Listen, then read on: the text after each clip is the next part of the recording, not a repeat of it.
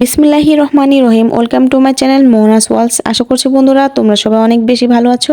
আল্লাহর রহমতে আমি খুবই ভালো আছি। ফ্রিজে মাছ মাংস কোনো কিছুই না থাকলে এভাবে ডিম ভুনা করে কিন্তু অনেকগুলো মানুষ একসাথে ভাত খেয়ে নেওয়া যায়। আমার এই ভিডিওটি হচ্ছে নতুনদের জন্য, যারা নতুন বিয়ে হয়েছে রান্না করতে পারে না তারা কিন্তু এই ভিডিওটা দেখে রান্না করে নিতে পারো।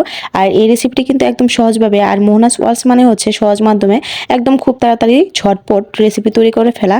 আর খুবই অল্প উপকরণ দিয়ে কিন্তু এই রেসিপি তৈরি করা যায়।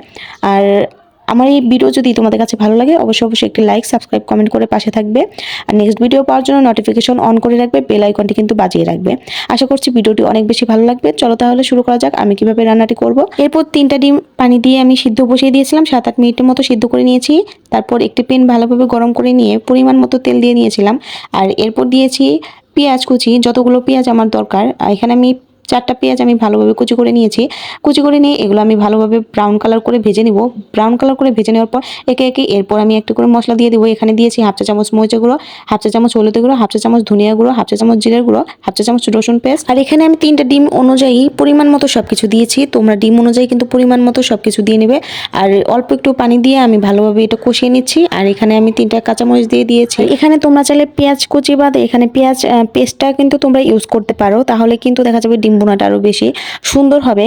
আর পেঁয়াজটা যতক্ষণ না পর্যন্ত ভালোভাবে গলে আসতেছে ততক্ষণ পর্যন্ত আমি এটা কষিয়ে নিয়েছি।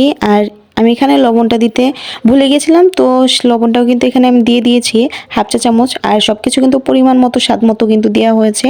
আর এরপর আমি সব কিছু ভালোভাবে কষিয়ে নিয়ে যতক্ষণ না পর্যন্ত মশলার কাঁচা গন্ধটা চলে যাচ্ছে ততক্ষণ পর্যন্ত কষিয়ে নিয়েছি। আর এরপর কষিয়ে নেওয়া শেষে ডিমগুলো দিয়ে দিয়েছি। আর এরপর সব কিছু ভালোভাবে সিদ্ধ হয়ে যাওয়ার জন্য, যেহেতু আমি ডিমটা হাফ সিদ্ধ করে নিয়েছি সেজন্য কিন্তু আমি ডিমটা একটু আগেই দিয়ে দিয়েছি। আর সব কিছু দিয়ে ভালোভাবে এখন আমি সিদ্ধ করে নিব। আর এর মাঝে আমি ঢাকনা দিয়ে দিয়েছিলাম 2বার। ঢাকনা দিয়ে আমি কিন্তু ফুল আঁচে কিন্তু রান্নাটা করতেছিলাম।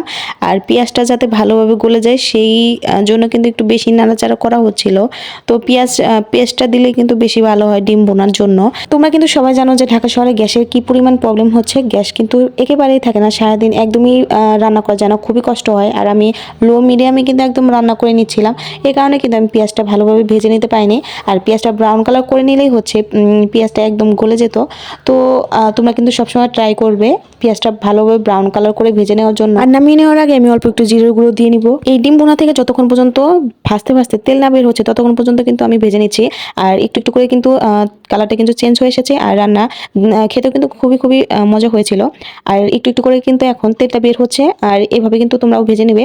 আর ইতিমধ্যে কিন্তু আমার রান্নাটা শেষ, আমি কিন্তু একটি পাত্রে সার্ভ করে নিয়েছি। খুবই কিন্তু এই ডিম ভুনাটা মজা হয়েছে। নেক্সট ভিডিও পাওয়ার জন্য অবশ্যই কিন্তু নোটিফিকেশন অন করে রাখবে। আজকে তাহলে এখানেই বিদায় নিচ্ছি। ভালো থাকবে, সুস্থ থাকবে। আল্লাহ হাফিজ বন্ধুরা।